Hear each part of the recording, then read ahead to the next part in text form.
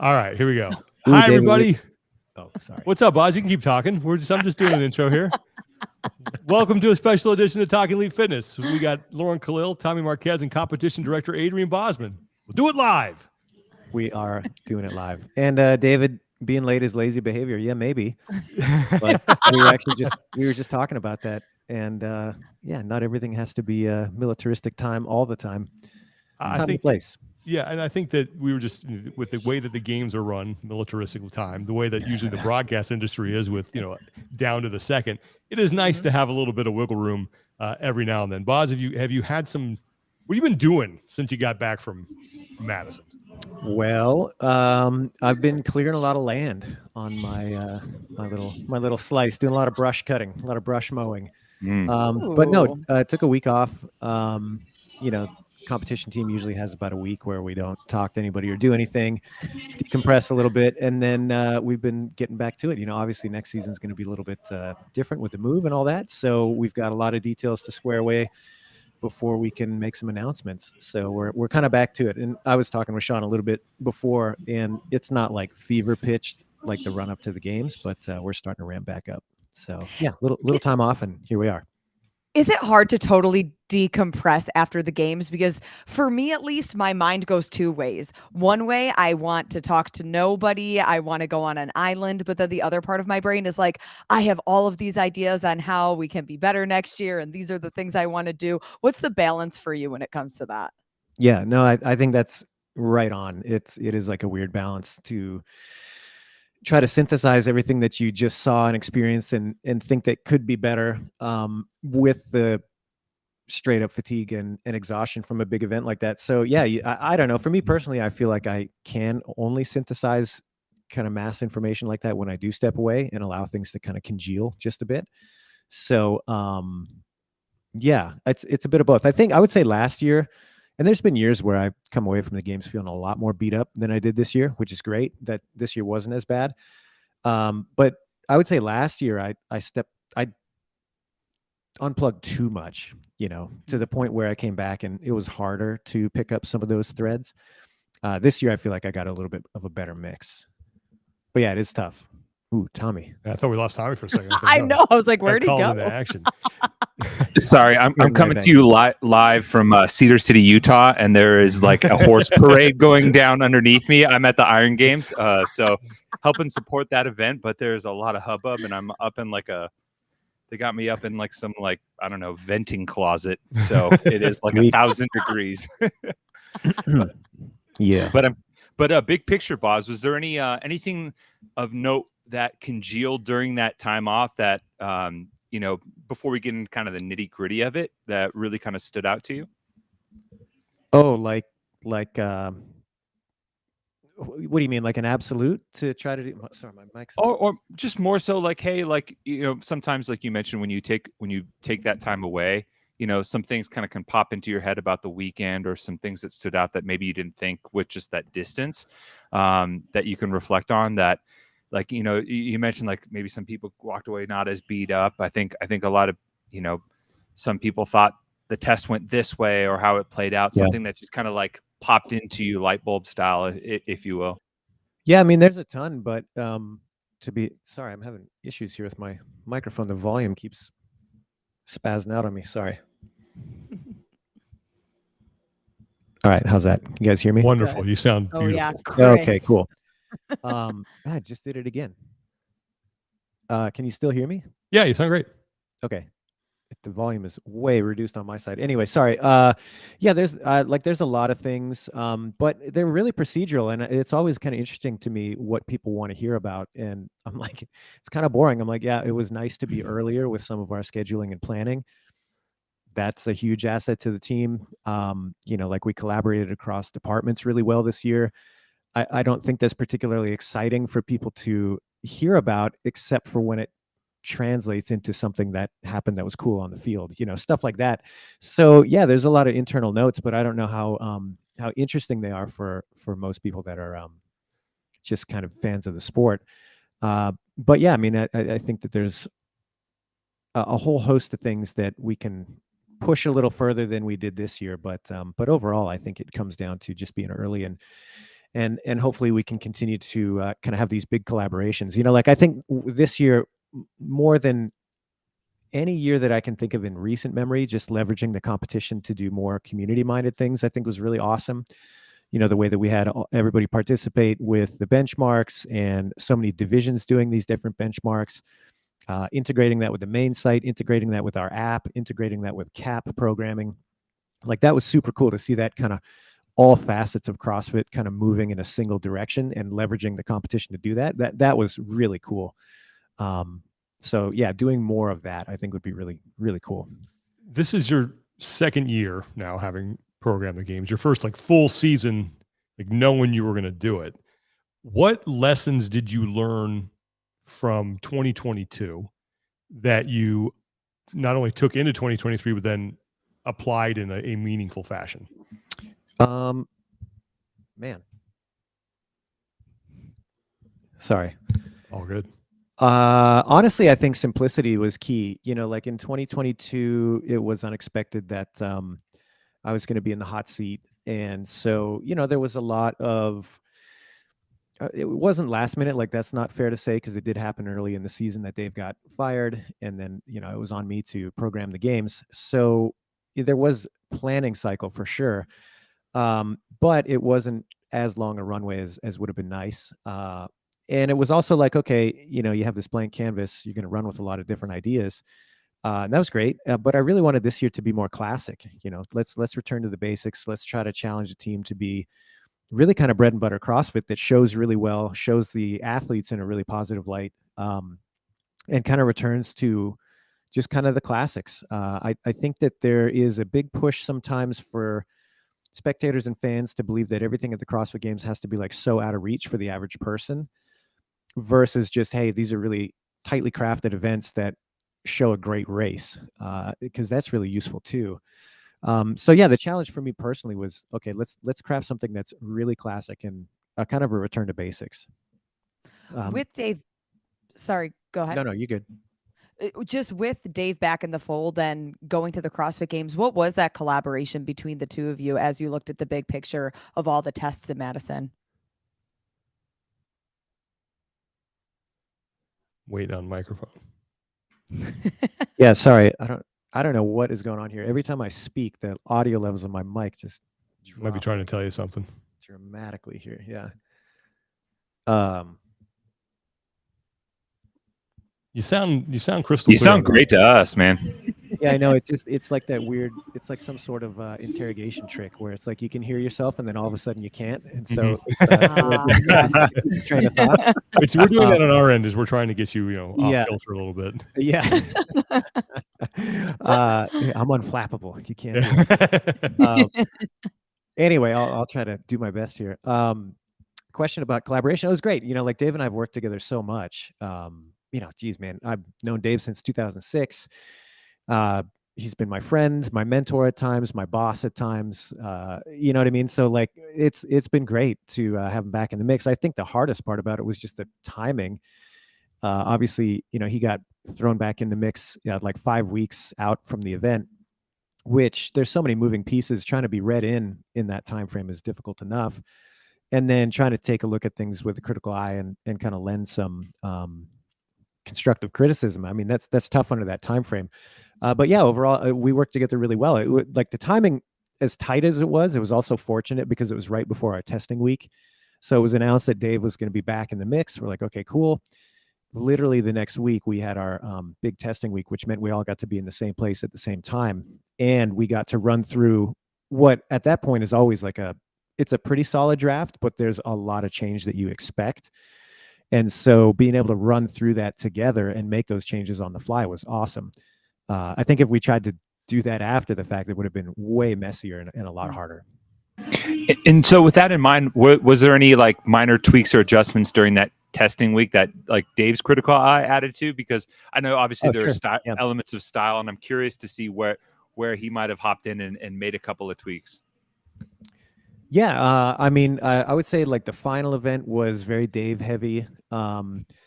There were a couple that we went back and forth a lot on. Like inverted medley, I think was a really great example of like a real team effort. There were way let me start over. There were a lot of versions of that particular test before we landed on the one that got contested. And, you know, right down to what kind of movements do we want? How long do we want this thing to be? Like that was very much a team effort. And so that one changed a lot. And Dave had a lot of really good input on that as far as, trying new things and pushing the athletes is great, but it has to be done in a way that's as simple as possible and objective as possible, which, that's exactly right. So that was a really good example, I think, of the team coming together. Like I said, the final was very much like a Dave heavy kind of starting point, and then we crafted it from there. And you know, beyond that, I mean, it's funny, you know, like again, kind of in the same vein, people want to know, like, well, was this a Dave workout or was this a Boz workout? And you're like, well, neither. In a lot of ways, you know, like there were definitely a lot of things that I had that remained.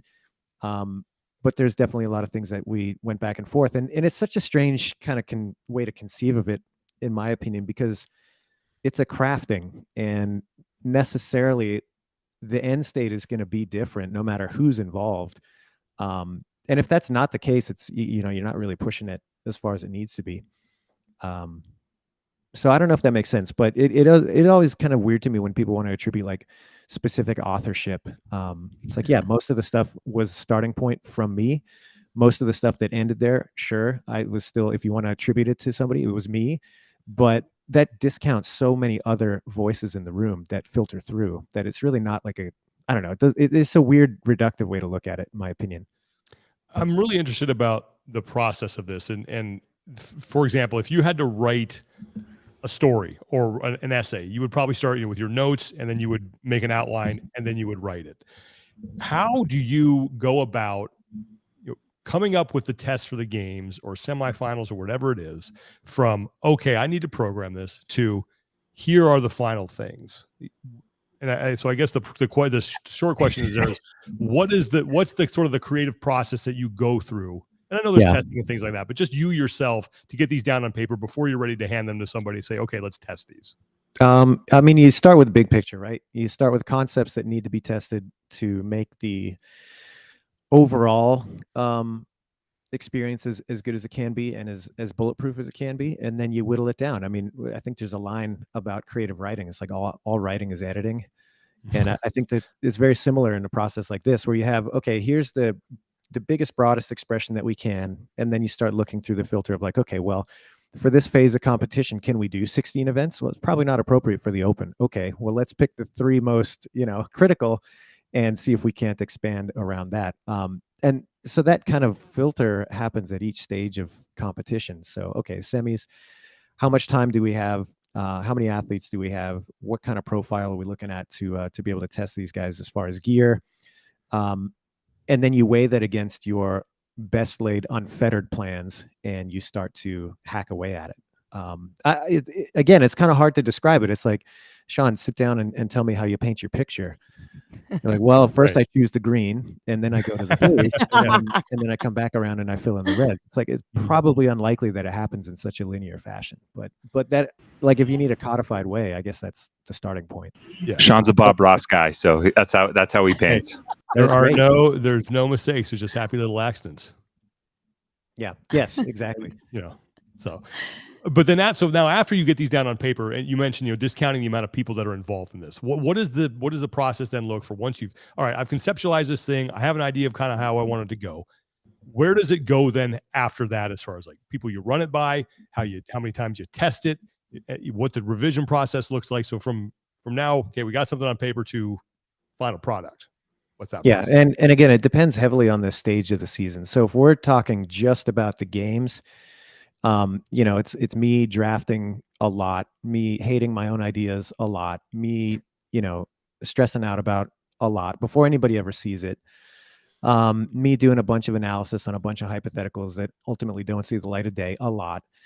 And then when I finally have some things that I think are like worthwhile to pursue, the first people that get to see it are like my internal competition team. And they start to just kind of filter it through the lens of, all right, what is the scoring going to look for this? Is there any unique needs? Okay, do we have any red flags right away about like, man, this is going to be a nightmare to judge?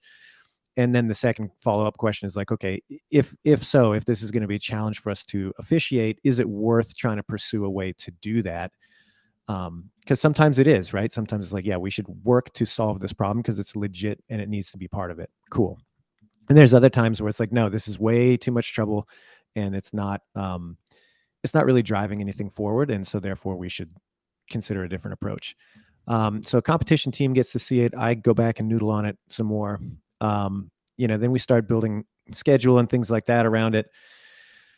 That's obviously going to inform some things. And then when we get to testing week, we try to get as close as possible to this is the starting point. And then, like anything in life, you have a plan. And then when that plan hits the paper, or when the paper hits the reality, there's going to be a lot of changes. And that's to be expected. Like if you come in with your draft and you just expect it to be this rigid, like final thing, it's going to suck, because it's a foregone conclusion at that point that you're like, well, I've got it. It's like, well, why are you testing it then if you just think that you already have it? So the whole point behind that testing is that you're going to take the inputs as they come, whether that's the athlete results, whether that's something you notice on site, is the way the thing lays out, whether that's something that somebody else who may not even be part of the process in a big way up to that point. There's helping with equipment or signage or something else. Maybe they point something out from their perspective, and you're like, oh, that's totally right. You start taking those inputs and seeing what you can do with them. And kind of just looking at the programming as a whole this year, significantly less barbell, but you found different ways to test strength. Why do you think now was the perfect time to have that kind of evolution of the sport and an evolution of ways to test the athlete's strength? And as you were going through the process, what was that journey like for you in the creation of it all? Well, I'll push back a little bit on the assumption. I mean, like, has somebody run that and it's like, yeah, this is like very objectively less barbell than any other year in CrossFit Games history? Like, I don't know, because I didn't do that for every year. It seemed like it was kind of on par with last year as far as barbell, and people were bitching about that then too. But people like to complain. If you go to the internet, that's where it all is. So I don't know that it was like a ton less barbell. Certainly there's been years where there's a ton of barbell, absolutely. But I think there's also been years where there hasn't been. I mean, there was a whole year at semis, which was then regionals, that it was a conscious decision that there will be no barbell. So, it oscillates. And so I think that it's weird to me that at the CrossFit Games, people are going to think that they have it codified to the point of like, well, we just expect this. And the topic of swimming has come up a lot this year, right? It's like, yeah, okay. Yes, the Games has included swimming in a lot of years. And it has not included swimming in quite a long time. Fair enough, but that doesn't mean that it's always going to be a staple. And so it is a little bit strange to me that people think that they have this expectation that's always going to be the case with an event that is philosophically and like really upfront about the fact that variance is a big deal. So yeah. So like, was it a conscious choice? Oh, we're going to reduce barbell by X amount? No. Was it a holistic approach like it always is about like, okay, did we complete a well-rounded enough battery of things that the athletes had to do? I think so. Yeah.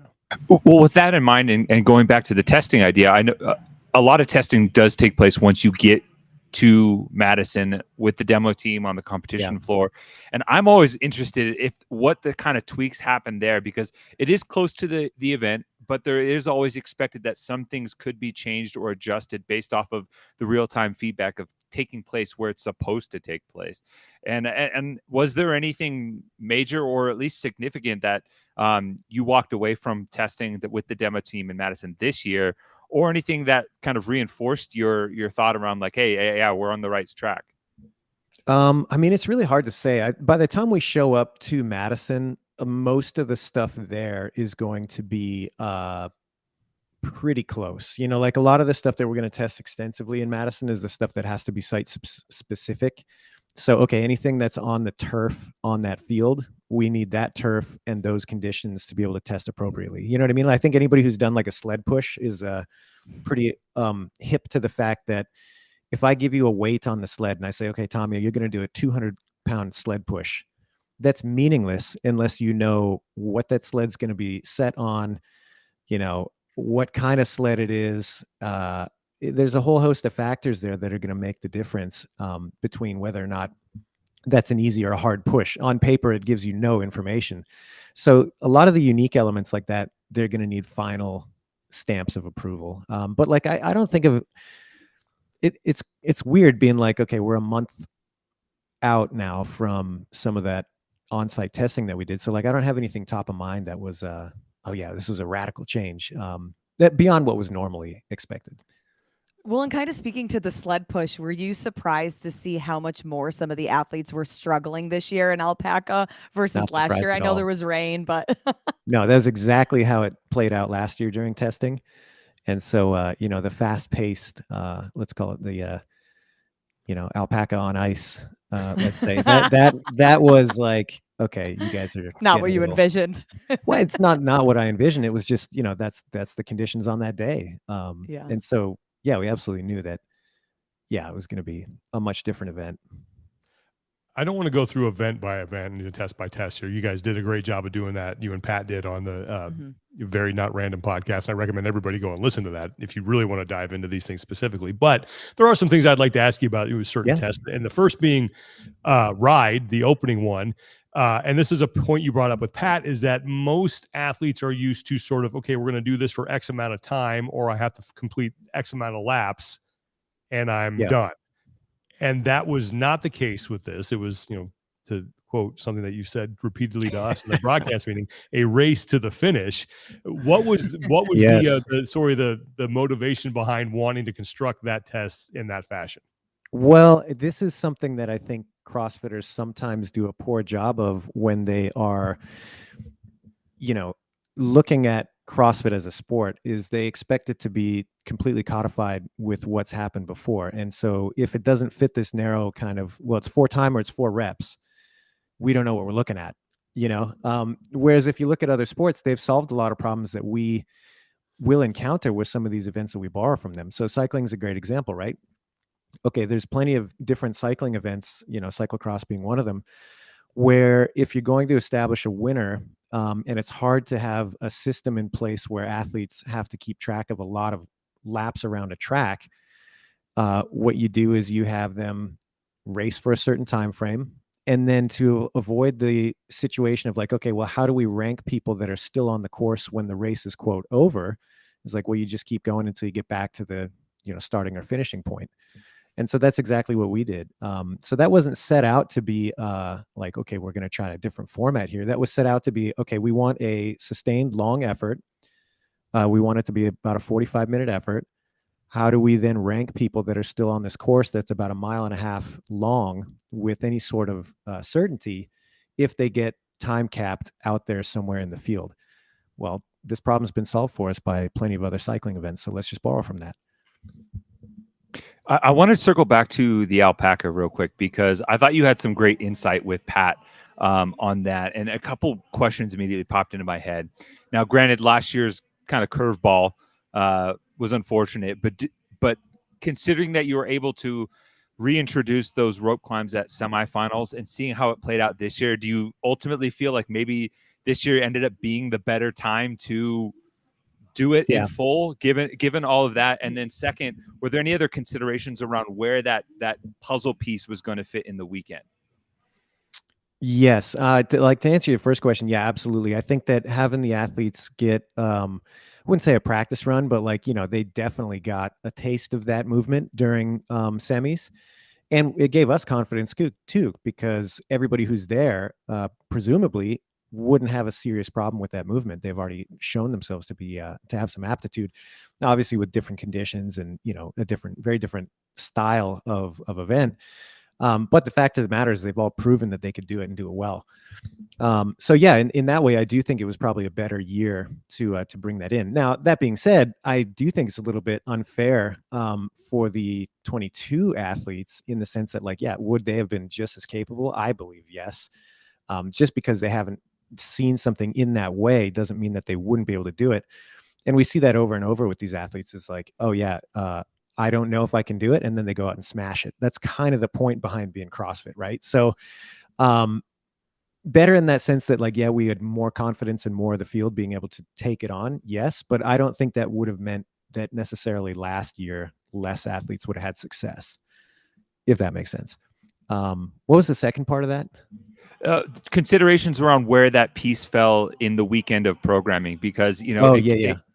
Because where it was I mean, it was devastating to some athletes, particularly just with temperatures and everything like that, and given some of the turnarounds that they had to deal with on day one. I thought it fit great, but I wasn't sure if you maybe considered putting it elsewhere. Yeah. Well, I mean, like, I think getting back to kind of the talk about the whole process, I mean, almost everything is somewhere else on the schedule at some point when we start planning these things. So was that also the case with the alpaca? Absolutely. But ultimately, I think it made sense to get the full profile of 40 on that.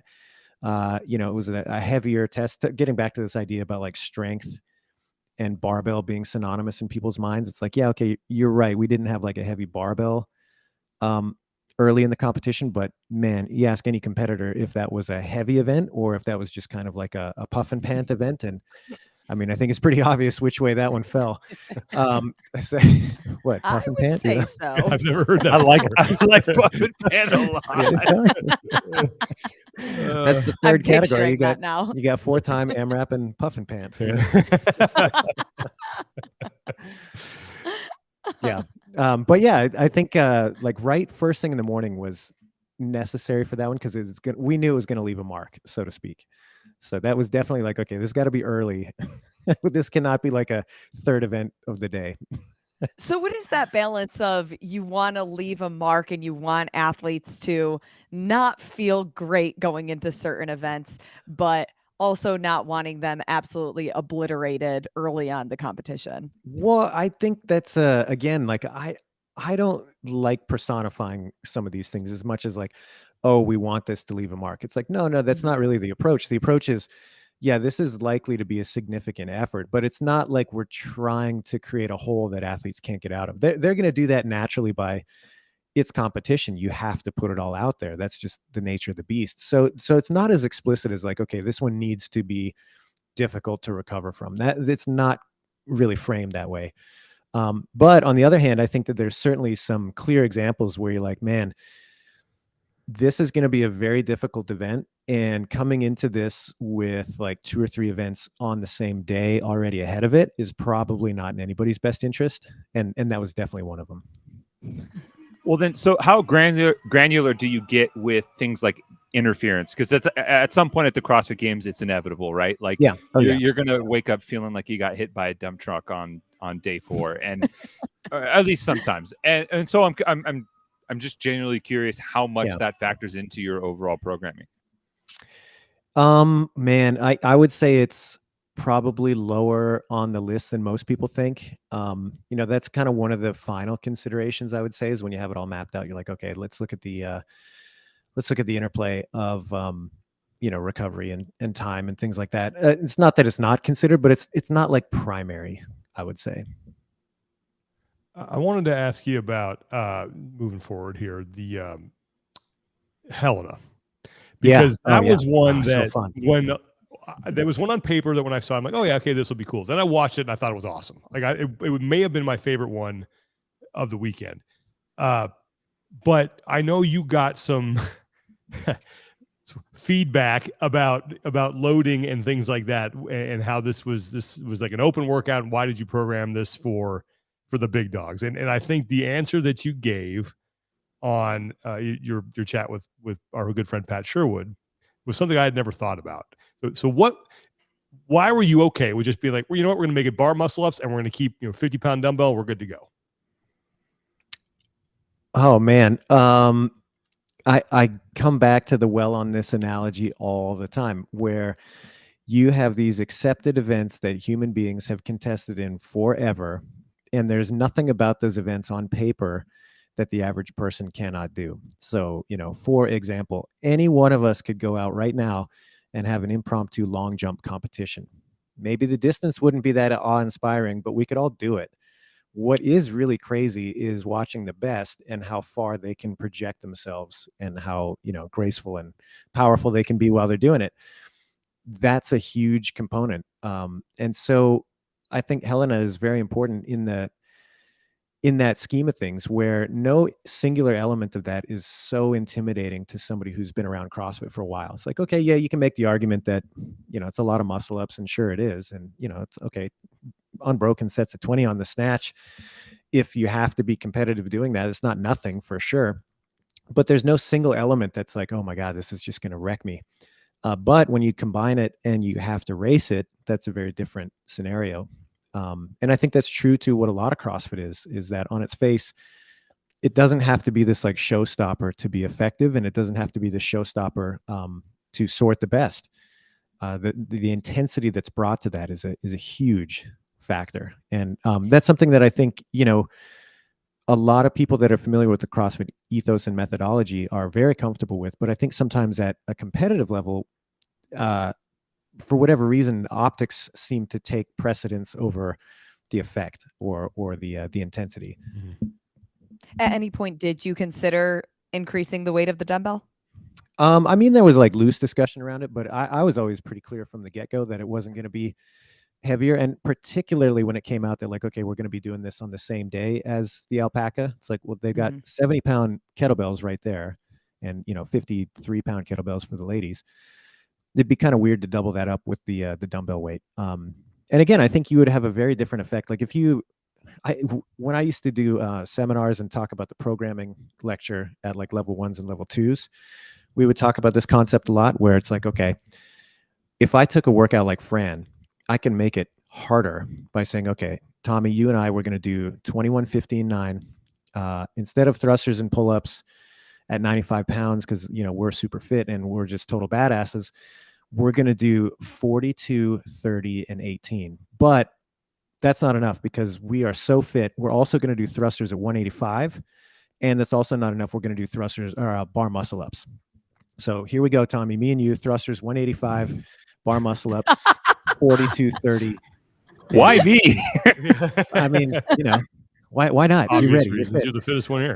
But the point is that you look at that on paper like, oh, it's so hard. But what is the effect of that actually when people do it? They're doing singles really quickly right out the gate. It's a long, drawn out thing. And so you go very quickly from this thing on paper that you're like, oh my God, I can't believe they're doing it, to like, oh, this is actually not really useful for much more than just a beatdown. And that's not really what it's about. So I think it's good to showcase that, to showcase how, like, even at the highest levels, I mean, you saw all those athletes finish that event and it was emptying the tank. This was not like a walk in the park type of effort, despite the fact that no singular element was absolutely crushing. So yeah, we should all be comfortable with that. And that is like a big part of the sport, and I say this sometimes to people, and I don't mean it in a harsh way. Like I don't think I'm that harsh of a person, but it's like, hey, yeah, if you can't get excited watching Helena, then maybe you're just not that into CrossFit as a competitive event, because that's it. Like that's it right there, in my opinion. Yeah. What about the Olympic total? Now, let's go to that. Sorry, Tom, where you decided to go from the standard 3 lifts. Well, hold on. Let me ask you guys. Okay. Like, honest opinion. Like, was that boring? Did you guys? No, I loved it. Like Not I said, even a little bit. It was my on favorite tool. paper. Yeah, it was on paper. I was like, this will be fun. But then I watched it, and I mean, a lot of it had to do with some of the visual things that we were able to do, like have the drone go in and out of the building. And that was how cool was that? Yeah. Yeah. But got the chills. race. It was my favorite one of the It was kind of probably. I think it was my favorite one of the weekend. It was a great test. It was my favorite for sure, and I loved what you mentioned about like the intensity being the driver of that, because that's what ultimately, as a fan, at least in the venue, right?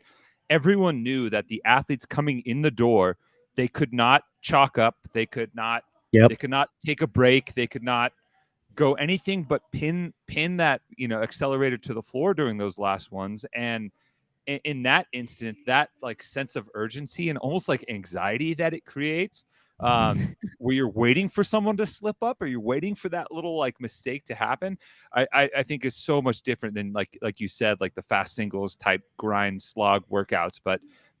And I mean, keeping that intensity stayed true to the nature of the original test as well. And so there's some elegance in that, I think, and to me it made for my favorite event, but also one of the biggest ranges between what my initial instinct was and how it delivered on expectations as a result.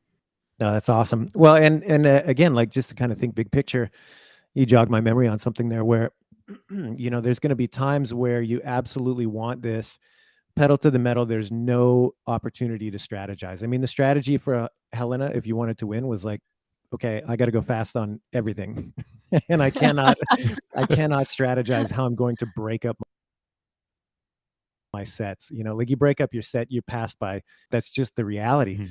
And so it really does come down to who's got it in the tank and who doesn't. Contrasted with in the morning, Alpaca was almost the inverse of that, where it was like, yeah, this is a grindy, strategy heavy. You need to know yourself as an athlete to not just get totally blown up in the first round and then be sunk. How are you going to manage this? You know, it's going to be long, probably longer than you want it to be. You know, so like having that contrast is really important. And I guess it really comes down to like this idea at the games that you can't just be doing the same thing all the time. Yeah. So Olympic total, because I love the fact that all the athletes were upset that they only got 2 lifts. Because once everyone started complaining about that, I'm like, this is going to be great. So why go from 3 to 2? Well, I mean, there's a couple reasons there, and this is going to be an unpopular opinion, but one of them is like, hey, you know, we have a certain amount of time in the day, and there's certain levels of you know, expectation on the rest of the event that you don't always get this pure expression of something. And so when we started looking at just the time that was going to be involved, we started looking at the window that we had to showcase the athletes on live TV and et cetera. It was like, okay, you know, I think a 2 lift is going to be appropriate. I mean, if you're taking a purist perspective, there's nothing pure about the way we tested the Olympic lifting total. And so if your argument is like, oh, it would have been much more pure as a 3 lift test, you're like, well, yeah, but it also was over in 15 minutes for these athletes. Anybody who's been to a weightlifting meet knows that that's not the case when you're going through that competition. So there were many elements that had nothing to do with like the purity of weightlifting, the way it's contested in like the modern era, and that's okay. But yeah, I mean, a lot of the 2 versus 3 lift had to come down to logistics. That was a big consideration, and also is like, yeah, I think it's doable to put the pressure on athletes to be good in that regard, and to have that kind of consistency and accuracy, and put the pressure on them to perform under those conditions. Yeah. And it led to some awesome performances, even talking to athletes after the fact, you know, whether it was Jeff Adler or we spoke with Ariel Lowen yesterday and them kind of taking some chances, or Justin Medeiros talking about how, you know, he knew he made a critical mistake by, you know, overlooking his first jerk, and it put him in a hole for that test that can affect outcome. I mean, I don't know if it was necessarily as conscious a thing as maybe you initially just said right there, but like the application of pressure in unexpected ways like leads to some pretty spectacular stuff at the CrossFit Games. And I think that's something that like, I think people are easy to forget year over year because it doesn't necessarily fit that like nice pretty box that we're used to inside the affiliate. Yeah, I agree with that, Tommy. And I also think that you know, it's funny sometimes people, it's a really weird thing to talk about the games from a planning perspective. And, you know, like I get the question all the time, like, well, what did it happen the way that you expected? I'm like, well, I don't expect anything really, other than we have to do our homework and create a really good container for the athletes to be able to showcase their abilities. But like what ends up happening necessarily has to be unscripted. There has to be that sporting element that allows the athletes to fail, succeed, fall somewhere in the middle, overcome the challenges that their peers present to them, overcome the challenges that the event itself presents to them.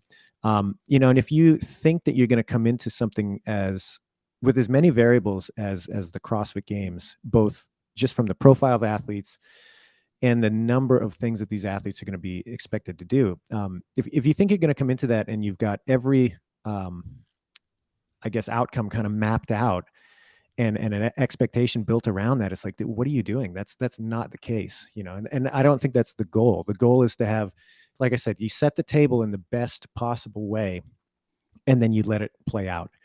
I don't think that you can want for any particular outcome that way.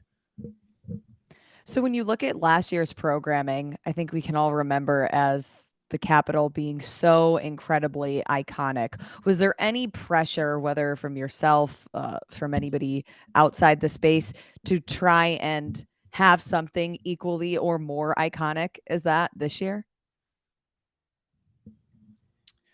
I don't know. I mean, people that were like, "Oh, what are they going to do next?" Yeah, for sure. But again, I think getting back to what I was saying before in terms of just kind of expectation and putting that out there, the Capitol was an epic event on paper, sure. But I think the reason that we all remember it is because of the way it played out. And that was not scripted. There were some really dramatic moments in there because of what the athletes did within that container. Now, it was a pretty fancy container, I'll give you that for sure. But I think if you start chasing that and saying, okay, what are we going to do to top the Capitol, quote unquote, you're probably focusing on the wrong things. Because again, my job and the job of my team is to create that awesome table setting moment so that the athletes can show up and do what they do. And those are where those moments come out from. The rest is just backdrop. And that backdrop can be really important for sure, but it can't be the only thing that you focus on. And certainly I think again, getting back to like creative endeavors anywhere, it's like, okay, you have a hit song or like, Tommy, I know your poetry book is just slamming right now, but like if you look at the success of that and you say, how am I going to top this? And that's the thing that you keep focusing on. You're probably not doing the things that you should that are actually going to make it successful. You're not, you know what I mean? Yeah. Well, so I think you we can't had get a lot of distracted those by that. organic big moments happen, especially with Roman during the Absolutely, double yeah. unders. I mean, that's something that certainly everybody's going to remember. Yeah. Well, and again, it's like, if we had planned an event that we're like, look at this, guys, it's going to be better than the Capitol. Trust me. The odds of that not being received and like, hey, look, everybody knows you're trying too hard is way higher than it actually being a better than moment because, like I said, you're focusing on the wrong things. Yeah.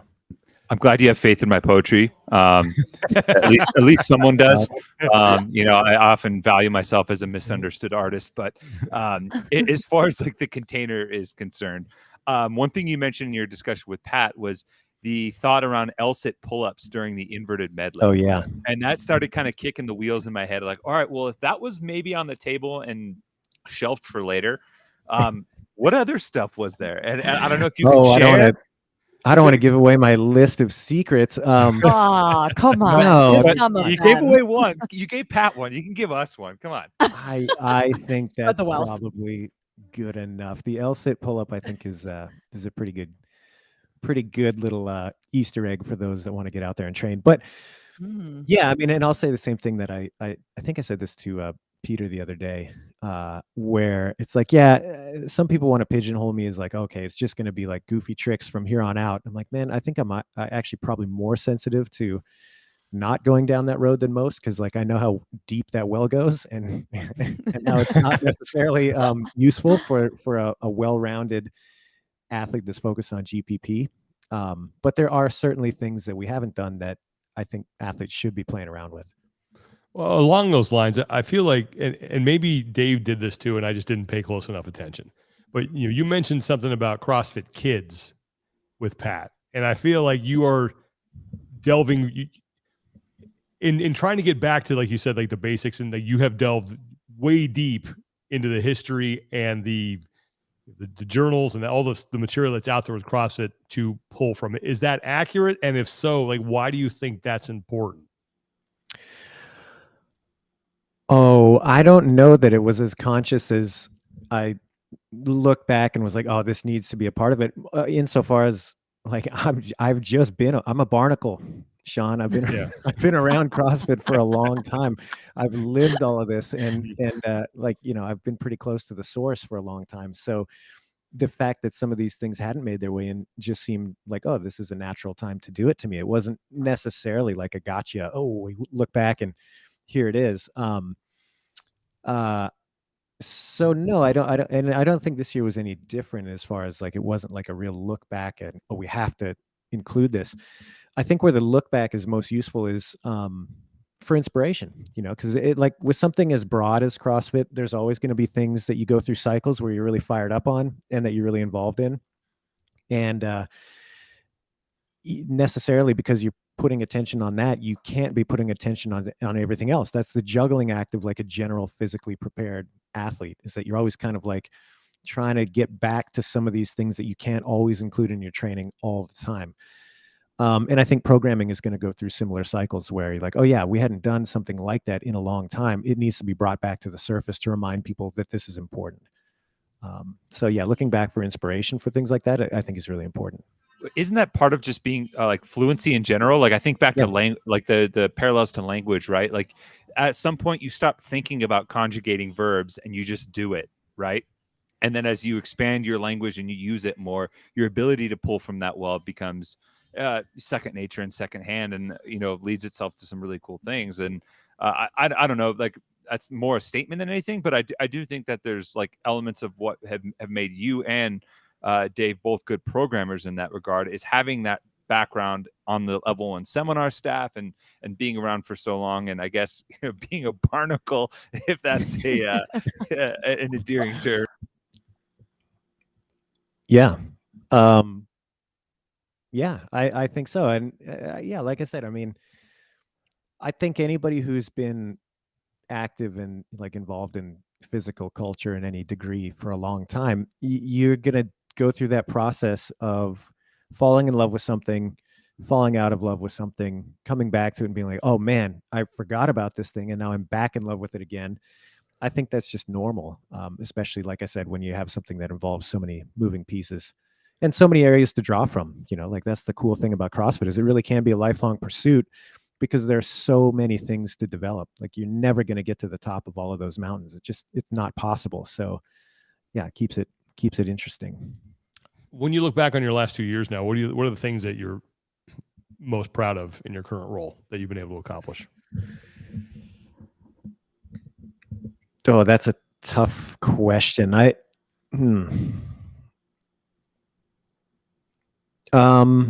don't know. I guess every year I'm proud that we can do it. Like the event's such a big thing. There's so many places that it can not happen.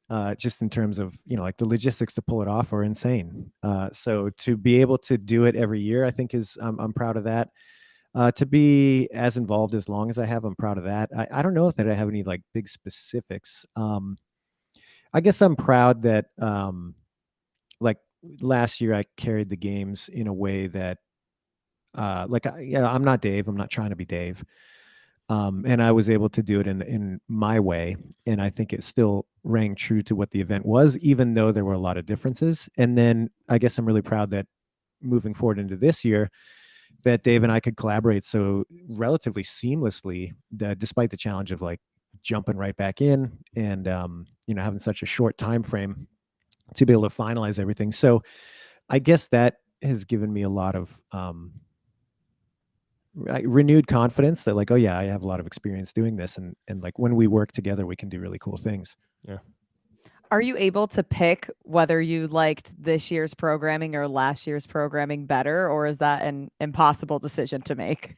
Yeah, I don't really think in those ways necessarily. So no, I don't have a favorite. They were very different years, and like there were things about this year that I really loved better than last year, and there are things about last year that I loved better than this year. But like on a whole, it's really hard for me to say like, oh, that was the year. I don't really. Yeah, no opinion. Well, sticking with the no, I guess sentimental, not no opinion, but no, no hard decision there. No hard stance. Yeah. Well, kind of sticking with the sentimental aspect, like at least over the last 2 years, has there been a performance that like just really like you caught yourself just in awe of? I know it's tough sometimes because you have to be objective, but you have more insight than anyone into how these tests have developed and grown and matured over time, even with things like the demo team. So I'm curious if someone just completely broke the mold in executing one of these tests where it caught you off guard.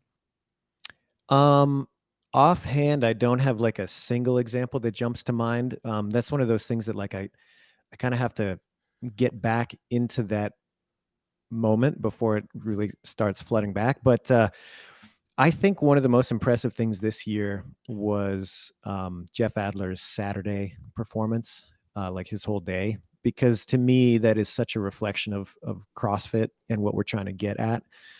I mean, he was second in the run. and then he turns around that evening and clean and jerks 360 and takes fourth, I think, in the total. And I can't remember where he finished in the intervals, but I think he was doing pretty okay. I'm trying to look it up right now. Oh, he's seventh there. Okay, so a second, a seventh, and a fourth on that day. And to me, I'm like, okay, if you were to take that day in isolation and give it to somebody as like a baseline test of fitness, every single one of us could do all of that day. Maybe not, we might not want to do it all back to back, but could you go out and run a 5K and then do that interval workout and then do an Olympic lifting total? Maybe even do it over a long weekend, space it out a little bit. But the fact that he was able to have success so broadly on that day, I think that to me really stood out. And I think at that moment I was like, man, I think he's going to end up on top. There are some questions that we've gotten from listeners and stuff I want to get into. But and one of them is about, okay, where are the games going to be next year? No one's going to say that, and you're not going to say can't talk about it. Sorry. But there are, we were talking about this before we came on. You've had 2 years now in Madison, and you get used to that locale and what you can and can't do. Now now that's gone. So as you prepare to go to a new location, like what are the problems you got to solve kind of like right off the bat before you even get to, all right, we're going to do this test, and this test? I mean, honestly, it really comes down to familiarity with the venue, familiarity with working with, that group of people that run that venue, the city. All of those types of things are going to go into the creative process to some degree. Because despite what people think, it's not just like, oh, you just write some things on paper and then you do exactly that. It's like, no, everything about it has to be, planned and negotiated and talked through and all that kind of stuff. So I think really just the unknowns of a new place are the biggest challenge, but it also presents a really cool opportunity to break you out of some ways that you've been thinking that have become habit, and maybe you didn't even notice that they became habit. So it's good because it does challenge you to think, okay, well, this is the way we did it in Madison. You're like, well, did we do it that way in Madison because that's just what we did for the past 4 or 5 years? Or is that because it was the best way to approach it? This kind of gets you free of that. You kind of, you're not coming up against so much kind of ingrained thought. So that's what's really exciting about it. But yeah, it's definitely difficult to have that kind of blank slate that you've never seen sketched in before. There's a lot of questions there. And with that in mind, since you do have a blank slate and we don't, for at least on our end, we don't know where the games are going to be, maybe what are some things outside of CrossFit that you draw creative inspiration from? Because we have talked about it offline, whether it's music, all these other things, but I do think those other elements of you as a human and where you find inspiration and excitement can help drive some of the stuff that you do when you do kind of step into the gym and have to, put together something like the alpaca or the intervals test. Man, I don't know. I guess like I would like to think that I draw inspiration from, I guess, other things that are not afraid to take risks, but know what they are.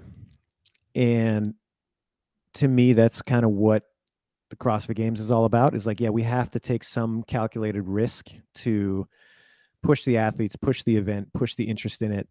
All of these things, but at the same time, like we have to have a really strong foundation, and like we got to know what we're about. And so finding other things like that, I think, are really inspiring. So whether that, like you said, whether that's music or just different events that I think have pulled that off, I think is really cool. Again, I don't have any specifics in mind. I don't know if I'm answering this question very well, but yeah. Authenticity, that's not afraid to take a little risk, I think is where it's at. Well, even like piggybacking off of that, like when I think about like you as a human being, like, some of the aspects of what I know that you're interested in, whether it's, motorcycles or tattoos or even like you have a jujitsu gi hanging over on the back there, all of those involve to some extent, an understanding of like traditional foundations, but with the freedom to maybe take some risks there. So that actually, like, hearing you say that resonates because of some of the things that, like, I have learned about you as a human, but that does make sense. I'll take it. Speaking of tattoos, someone wants to know how many tattoos you actually have, Boz. Working towards one. Oh, so one complete interlocked fresco. I I like that. "Wait, Yeah. what?" That's nice. I like That's that pretty too. cool. How, Do you let have me more- ask you, how long have you sat and how many hours total do you think you've been in a tattoo chair? I have no idea. I don't know. Are we I, sure, that- like, do we need to get a calendar to figure this out? Or I mean, I don't know about that, but that's like if you are doing some workout and you do the math up front. Like, why would you do that to yourself? Why would you put yourself in that headspace? Take it one rep at a time, man. Do you I've go to always the said- same person? No, I've been like, I traveled so much over the years. I've gotten a lot of tattoos from a lot of different people. So I've been lucky enough to play collector a little bit. I've always felt like it would be really cool to one day just look at your lifetime stats on things, like so you could feasibly understand how much time under the gun I had, or how many minutes I've spent working out, or like just these random lifetime stats.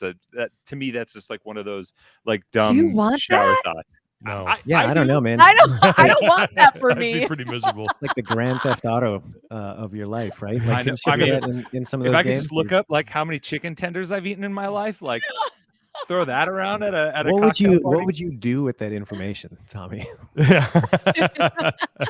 Sometimes Exactly. it's information for information's sake, Boz, we had a question too about just, and I was interested to ask you about this as well. So I think one of maybe, I don't want to say hallmarks or something that you've done the past couple of years, is that you've had a test that was performed across all divisions. I think that's something, I don't know if that's been done in the past, but I know it seemed pretty unique last year with Yeah. rinse and repeat, and then this year with Helen. Why was that important for you to try to include in the games? Oh, I think it really highlights a couple of things. Number one, the universality. It's like, hey, we can all do this stuff, and we all should be doing this stuff.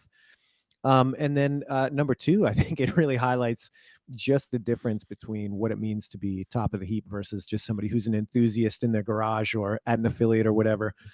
I think seeing that stark difference is pretty cool. And then also tying it to the whole and saying like, yeah, it doesn't matter where I'm at in whatever stage of life or stage of fitness, like I can get involved and do the same thing that the pros do. So yeah, I think those are kind of the two big ones. Mm-hmm. But yeah, I love that stuff too. And I think there's all sorts of cool storylines that can come out of that too, where you see some of the age groupers, hanging with the big dogs, or like a team athlete who's a real standout in some element that would have been competitive elsewhere. Mm-hmm. I just think that sort of stuff is really cool. Where do you think you want to try to, I know you're probably always evaluating, you want to get better at things, but where do you want to get better as a programmer and just generally better at your job moving forward? Again, it kind of comes down to like a lot of procedural stuff. Like I want to be able to set our teams up earlier so that they can take the plans that we have and then make the plans that have to be associated with that in the other departments better. Mm-hmm. So I think being earlier and more transparent internally is a big goal. I think continuing to try to refine things so that they're simple for the athletes to be able to just step up and do them. And then also for spectators and fans to be able to step in and say, okay, this is great. I know exactly what's going on. I know who's winning. I know why this is so challenging. There's like this instant uptake that doesn't need to be explained. So always pushing things in that direction. I think I'd like to get better there. And then again, I think it's just going to be a constant refinement of when do you push and when do you keep it classic, and just being comfortable with that balance. We have a tendency to think of sport in eras, if you will, like particularly in mainstream sports. And it obviously, with this being the last year in Madison, it feels like, the end of another era, with Madison being the host city. Like when you kind of think back with your, being in Madison as a head judge, as a programmer, like what do you think maybe defined the Madison era that was unique from the Ranch and Carson and the other homes of the games? Ooh, that's a really good question. The two things that come to mind, let's say the first thing that comes to mind would be, I really like the way that we were able to use Madison itself as like a canvas. Like, I think we did an awesome job integrating that city. Obviously some of the landmarks around it and the community itself, that was, I think, a really cool indicator of the Madison era. It wasn't just something that happened in a venue that happened to be in a town. It was like this all-in experience. So that, I think, defined a lot of that era. And then I also think it really, to me, like 2017 to present, which is when we started in Madison, it is kind of like the modern era of the sport, where you start to see more athletes that this is what they do. This is their day job. They don't have other means of employment. I mean, some of them do for sure, and they always will, I think, to some degree. But you see more and more, like I said, kind of modernization of things like that. You have more training camps. You have more people that, like, this is their singular pursuit. They're doing CrossFit to be competitive at CrossFit. And so I think that's kind of definitive of this era as well. I would say that Madison kind of, and I don't know if this fits, you can give your feedback. Madison to me is kind of the Transformer era, the more than meets the eye, because I feel like a lot of people came into 2017 wondering what this city could offer the sport, and walked away realizing, like, holy hell, there was some awesome stuff that happened here, and they welcomed us with open arms, and maybe fought off a few Decepticons in the process.